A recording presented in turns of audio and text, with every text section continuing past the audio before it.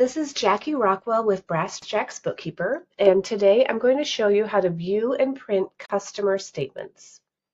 To get started, you're going to go to Reports and then Reports and Forms. In the Report Manager, you're going to expand the Accounts Receivable section and then scroll down to Invoices and Estimates.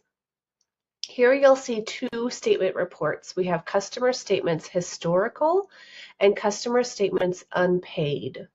The historical statements include all activity for the customer during the reporting period, while the unpaid statements include invoices that still have an outstanding balance. If you click the View icon next to the report, you can either review the statements on your screen, or if you'd like to print or email them, you can click Print. And then here you'll be asked whether you want to print statements for your own records or create formal customer statements.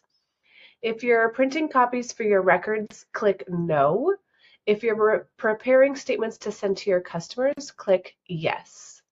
In the customer statement print window, you can choose to print using each customer's preferred delivery method or print all statements to paper or PDF. If you're using window envelopes, you can adjust the address portion so it lines up correctly with the envelope window.